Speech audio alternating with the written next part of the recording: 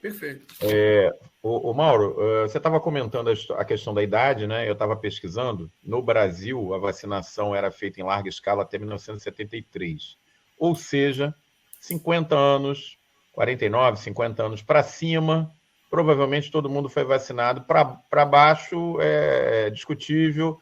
A vacinação aconteceu em alguma escala entre 73 e 77, depois praticamente parou a partir de 77, em 1980 não tinha mais. Então, a pergunta da Beatriz Abud é: tem algum exame para avaliar imunidade pregressa em pacientes acima de 50 anos? Alguém quer dar um palpite em cima disso aí? Todo mundo com 50 anos ou mais está vacinado para varíola? Essa é a pergunta também. A gente tem visto o seguinte, né, nos trabalhos de estatística, né, tanto no 2013 nos Estados Unidos, como na estatística espanhola, por exemplo, a gente tivemos casos de pessoas vacinadas para varíola e pegaram atrito de encostou, o nome que quiser dar, mas o fato é que existe hoje uma epidemiologia. Homem que faz sexo com homem, adulto jovem, sexualmente ativos, com números de parceiros entre 3 e 5 nos últimos 3 meses, varia as estatísticas, eles correspondem a mais de 90% dos pacientes infectados. Então, não dá hoje para dizer e se fiar na vacinação de varíola como E aí a gente está falando de um vírus que não circula mais e a gente está falando de um tempo muito longo, né? Porque a memória de uma vacina, quando está falando de um vírus circulando, você acaba entrando em contato ocasionalmente e dando uma refrescada na memória. Nesse caso, não. A gente está meio que dormente há 50 anos, há 45 anos. Então, o risco é muito alto e minha visão é que todos devem ser encarados como virgens de vacinação e todos que...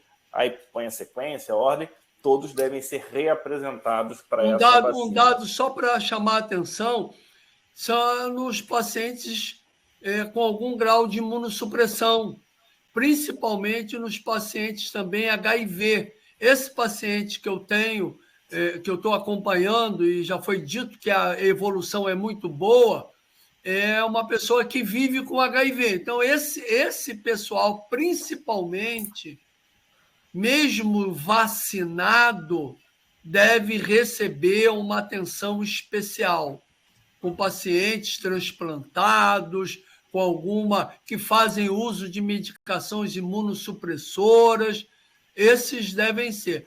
Tenho acompanhado, por exemplo, contactantes intrafamiliares com pessoas acima de 60 anos vacinados que não tiveram, tá?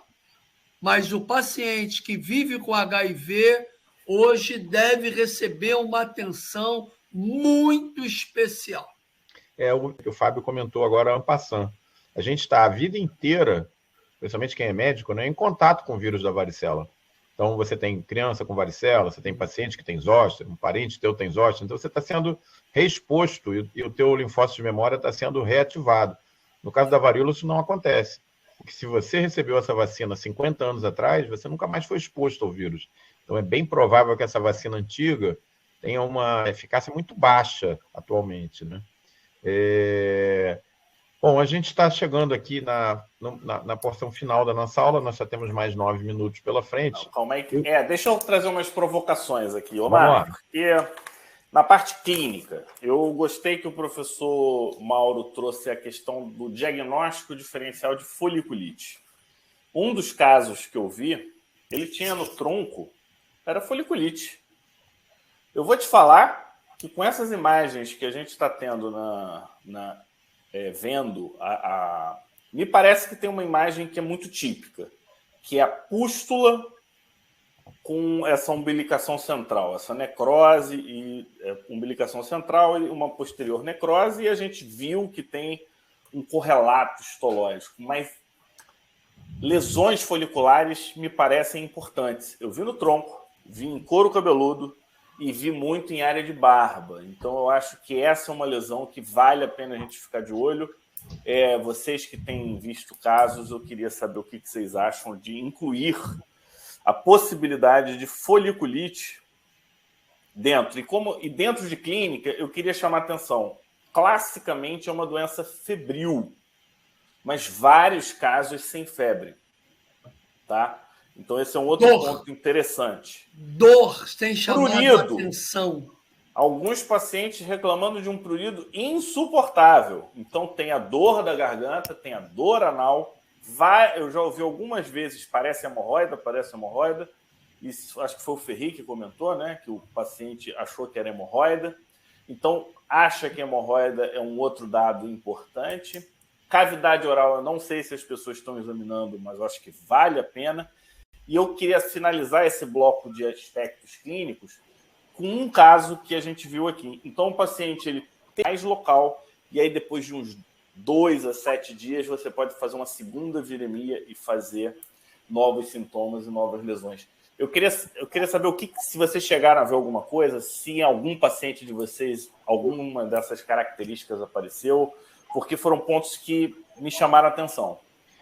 Fábio, rapidinho. O que me chama a atenção é a dor, tá? As lesões são dolorosas. E isso já joga mais para a gente pensar num quadro realmente de monkeypox. Por exemplo, a sífilis, eu vejo sífilis aí direto, né? E as lesões, a princípio, não doem na pele, né? Sífilis secundária e terceira. Mas na monkeypox, as lesões, as doenças, os casos que eu vi, todos referiam muita dor, tanto em lesões cutâneas como nas lesões orais e anais. Então, a dor, eu acho que é um marcador. Prurido intenso, inclusive em áreas que não tinham lesão, a pele toda coça, tá? Não só as lesões em si, cutâneas, certo? E a sensação de toxemia, o paciente sente-se prostrado, toxêmico, uma doença sistêmica, tá? Não necessariamente grave, mas ele sendo, doutor, estou gripado, estou me sentindo mal, quer dizer, não, então tem que pensar nessas coisas. Perfeito. Queria chamar a atenção para o público que ainda não viu, provavelmente vai ver, é a dificuldade de confinamento dessas pessoas. E dizer que é encontrado vírus até um mês depois do início da lesão. Aquela lesãozinha mínima, doutor, mas eu já estou bem, eu tenho que voltar a trabalhar. Esta lesão pode ser encontrada. Nós já encontramos aqui, num caso, 3 semanas depois, já com aquela coisa mínima. E aí, só para eu fechar, eu queria dizer, olha, todo doutor deve ter um suco de rayon, um frasco seco, todos nós podemos ter isso, não precisa ser no ambulatório de infectologia. E, para diagnóstico diferencial, pensem, colegas que estiverem trabalhando, um meio líquido, porque nesse meio líquido aqui, no SurePep, que eu uso de rotina, você pode fazer o diagnóstico de PCR para sífilis, varicela, herpes. Por quê? Quem mais tem AVC é quem já teve um AVC. Quem mais tem infarto é quem já teve um infarto. Quem mais tem DST é quem tem uma DST. Então, acho que foi o Omar, não foi, que mostrou varicela, ou foi o Rogério? Varicela e monkeypox, sífilis e monkeypox, HIV e monkeypox. Então, vale essa palavra final e também muito cuidado com o descarte dos utensílios, que no nosso meio é um problema sério, e caindo nos lixões do Brasil, os roedores vão ficar com esse bichinho durante muito tempo. Eu queria fazer um comentário.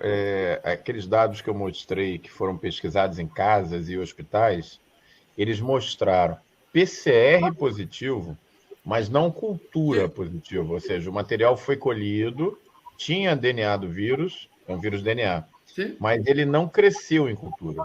Então, também tem uma discussão na literatura se esse PCR positivo significa potencial de infecção.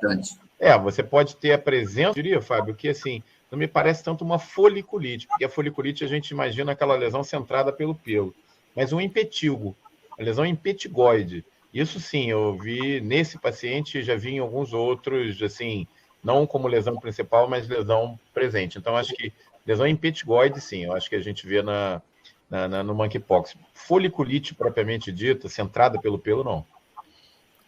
Tá, eu vou ver se... Eu queria tirar uma outra dúvida que eu acho que é um ponto importante aqui.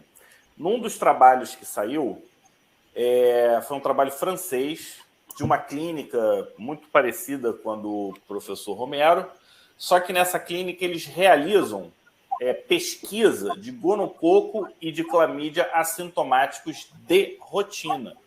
E o que eles identificaram? Que em 11% desses pacientes, eles tinham monkeypox assintomático, e desses 11, 2 evoluíram com monkeypox 2, 3 dias depois. Então, aqui a gente está tendo um ponto que é uma documentação, na verdade, de 2 contextos. 1, quadros assintomáticos, e 2, períodos de latência de monkeypox. Então, eu acho que esse é um ponto legal para a gente comentar, é um ponto de alerta importante, e talvez seja um ponto que indique o porquê da gente estar vendo a doença crescer sem conseguir mapear os elos epidemiológicos de uma forma clara, de uma forma objetiva. Então, eu passo a palavra aí para você, Omar e colegas, o que vocês acham? Eu vou complementar a pergunta e vou deixar os nossos convidados responderem. Eu estava lendo sobre varíola, né? Porque eu fui ler sobre a antiga varíola, né? E da mesma maneira que existe o zoster cine herpeti, era que o Fábio falou, 2 casos de lesões diagnosticadas para 10 não diagnosticadas, quer dizer, a coisa pode ser muito maior do que a gente está vendo, que também tinha interesse de perguntar isso para vocês. Esse aqui é só para mostrar rapidinho uma lesão de foliculite documentada de monkeypox. Só para vocês verem, e uma no... Aqui, ó. Parece uma foliculite até herpética. Uhum. Eu vi vários desses casos. Só para... E ele estava conversando que, num momento ou outro, ele procurou um suave de orofaringe em contactante intrafamiliar, bem íntimo, e encontrou caso positivo.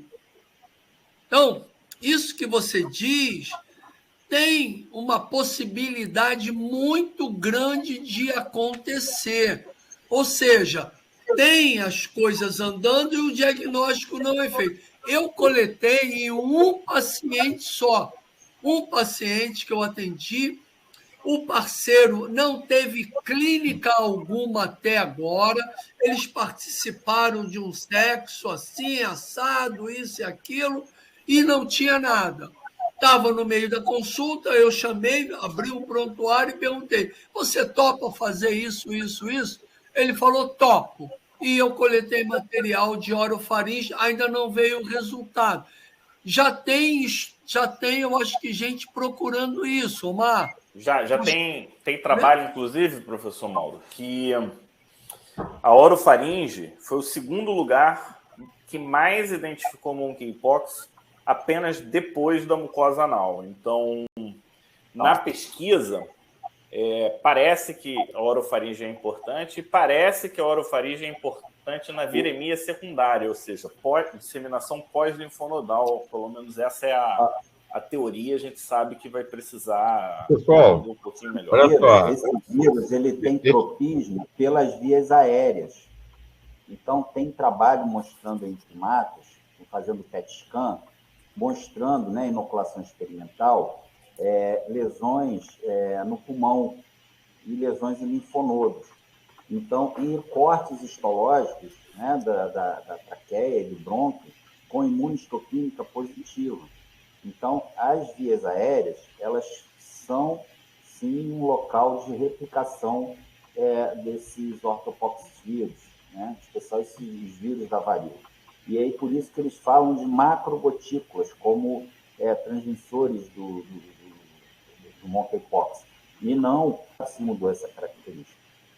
Então, é possível, sim, a gente encontrar na cavidade oral, e a questão do sexo, né, oral no pênis, passando a lesão para o pênis, e o sexo oral no ânus, né, que é o tal do beijo grego. Então, está pegando a saliva e está inoculando também o vírus. Que não tem nada de novo nisso. Vamos combinar que não tem nada de novo, né? Nós estamos falando de... Herpes é a mesma coisa, né? CMV, HPV, então vai ser assim. Só que ele tem essa característica importante das vias aéreas. Tem uma pergunta aqui da Ana Cristina Marques: qual é a causa de óbito dos casos que evoluem mal? Eu queria mostrar para vocês. Pneumonia, basicamente. Que foi publicado, saiu publicado ontem o artigo, não sei se você viu, Rogério, do primeiro caso brasileiro que foi a óbito, é esse paciente aqui. Na revista de medicina tropical. Era um paciente que tinha linfoma previamente, era HIV positivo, tinha linfoma, tinha acabado de terminar a 5ª sessão de quimioterapia, se contaminou e fez esse quadro disseminado. Então, a gente não sabe ainda sobre o caso aqui do Rio, pelo menos eu não sei, teve um caso de óbito, acho que ontem aqui no Rio, mas esse caso, que tinha sido o anterior de Minas, era isso, 2 comorbidades associadas. Vai lá, Rogério. Você ia comentar? Não, exatamente. Na literatura cita a principal causa de morte e complicação são infecções respiratórias. Há um tropismo pela árvore respiratória. Não como o Covid, né? Mas... Eu diria, porque tendo lesão, por menor que seja, o vírus pode ser eliminado. Os árabes, né? Lá na Turquia também, eles já pegavam as crostas, né? Depois que as lesões secavam, pegavam as crostas, eles raspavam essas crostas e colocavam um dispositivo, isso inclusive também no Quênia, na África, em que eles inalavam as crostas de pessoas vindo de varíola. Esse fenômeno é chamado de variolação. Isso é antes de Jenner. Até tem uma esposa de um embaixador inglês que estava na Turquia que levou isso para a Inglaterra, e ela foi muito discriminada por causa disso, né? Chamada de ignorante, porque ela não era do meio médico. Mas já era uma prática chamada de variolação. Então, essas crostas finais, elas têm, sim, vírus com capacidade de fazer infecção. Muito bom. E uma outra coisa interessante, esse paciente a gente trouxe aqui para a Fre, né? Eu e o Rogério, fomos examinar o doente e tal, a enfermaria completamente vazia, botamos no último leito e tal, e a mulherada sumiu. Às vezes, dentes sumiram. Aí eu até, Rogério, elas não querem aprender. Sabe qual foi a real causa? Elas não queriam entrar em contato, medo de pegar, para não fazer as lesões na face e ficar com cicatriz permanente na face. A gente vai começar a ver essas cicatrizes aí. Deixa eu fazer uma pergunta para vocês, prática, que está aparecendo aqui no chat. PCR, coleta do PCR. Como é que é? Tem dica para colher da melhor maneira? Como é que vocês têm feito nas lesões ou no sangue? Como é que vocês fazem? Não, suave simples, o Mauro já falou. O Mauro já falou, né? Um suave simples com tubo seco, sem mistério. Melhor suave é de rayon. O suave de algodão, ele retém muito, mas, quer dizer, eu falo isso porque, às vezes, numa licitação pública dessa, nego vende um suave mais barato por outro. Então, o suave de rayon bota seco.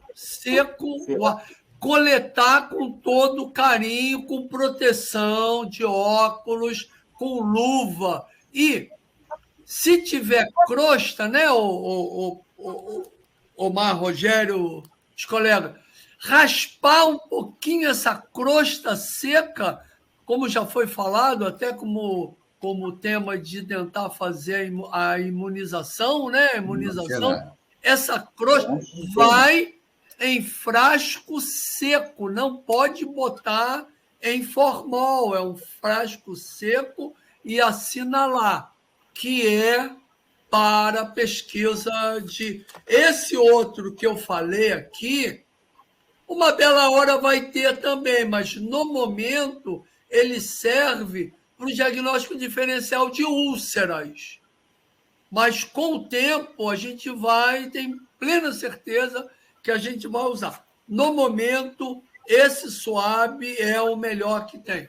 E, pessoal, o pessoal do Laboratório Central, né, o LACEN, ele pede também que se colha sangue do paciente.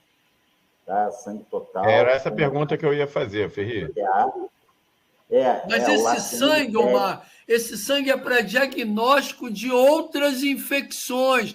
Eles fazem o sangue e é com o tubo de tampa roxa para poder fazer investigação de anticorpos para outras doenças. Perfeito. Sabe? Para varicela, para sífilis, para HIV. Né?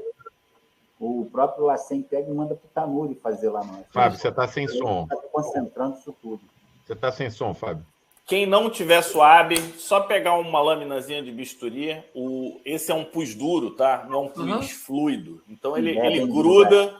Você joga, pode jogar a lâmina dentro do frasco, avisa que a lâmina está lá dentro, que ele consegue tirar de lá também. Ou então, para ginecologista que tiver aquela escovinha de endossério, também pode servir. Alguma coisa para raspar seco, né? Eu queria fazer uma pergunta final minha aqui. A minha última participação de pergunta, Omar. Faz sentido para você, para o Rogério, Ferri, professor Mauro também, a gente subclassificar monkeypox em monkeypox endêmico, monkeypox zoonótico e monkeypox epidêmico? Porque, para mim, são clínicas diferentes. Para mim, são quadros clínicos diferentes, com faixas etárias diferentes, e, inclusive, para mim, esse foi o grande erro dessa meta-análise que você leu, que eu li também. Eles misturaram os quadros africanos com os quadros epidêmicos, com os quadros zoonóticos, e são quadros clínicos diferentes. Vocês acham que essa pode vir a ser uma evolução de classificação para facilitar o clínico, não é para dificultar e ter mais divisões, não? Essa foi uma ideia que me surgiu. É uma boa pergunta na linha do sarcoma de Kaposi, né? O que vocês acham? Ferri, Rogério? Olha só, você adquirir direto de animal é diferente. Você, por exemplo, como tem no caso aí, pessoal, os ordenhadeiros, o ordenador e as ordenhadeiras, né? Pegam aquelas lesões ali na mão, ou você caçando o macaco e usando o macaco para alimento. Então, você vai manipular a carne desse macaco. Né? Então, isso é feito. Na África, tem feiras livres com os macacos desossados ali. Né? Então, você vai estar em contato direto com o animal. Né? O pessoal fala assim, relação sexual com o animal é impossível. Chega perto do chimpanzé, ele te destroça. Não tem como você pegar... Bem que aquele rato da Gâmbia é grandão, hein? De repente dá um namoro aí. Isso, mas normalmente esse negócio de caça. A questão do endêmico, né? Realmente vai acontecer muito ali. O Congo é uma região endêmica, a Nigéria é uma região endêmica, alguns outros países, em menor escala, também são regiões endêmicas. Mas você vê que os africanos, independente do tempo, a gente vê tudo que é filme, eles andam com camisa social, calça social, e aqui com uma camiseta por dentro e fechado. Eles se protegem tanto do frio quanto do sol. Então, as lesões, elas preferencialmente começam na face. E elas têm o mesmo estágio de evolução na face inteira. E aí depois vai para a mão. E ele coça, inoculando o corpo. E aquilo depois vai espalhando, né? E chega realmente até os pés. É diferente desse novo vírus que a gente está vendo aí, epidêmico, que ele dá preferencialmente em genitais, eles têm lesões em tamanhos diferentes, em locais diferentes, em fases de desenvolvimento diferentes. Então, essa é uma classificação que seria realmente adequada, né? Você tomar, para poder justamente não misturar muitas coisas, porque as apresentações clínicas são diferentes. Muito bom. Rogério, quer comentar essa... Sim, uma pergunta recorrente que eu vi aqui no chat. Álcool 70, né, em maçanetas, está em superfícies, tá? E o lisoforme spray, a gente usa um excelente produto, tá? O lisoforme aerossol, além de ser bem cheiroso, não ganho nada com isso, estou dizendo que é um produto excelente. E é realmente uma doença de fome, né? Diferente da Covid, né? Que no começo é aquela histeria com álcool gel, passa isso, passa aquilo, passa álcool na compra do supermercado, nego de luva na rua, isso e aquilo, e bota filme no negócio de maquininha, caramba, não é nada disso. Mas na monkeypox é uma doença de fomites. Então, a gente tem que realmente ter cuidado, né? E um pouco respiratória e muito fômite, inverso da Covid, né? Que a gente praticamente abandonou o álcool gel porque virou mais um teatro do que outra coisa do ponto de vista virológico para a Covid, uma doença respiratória. Não adianta ficar passando álcool em tudo.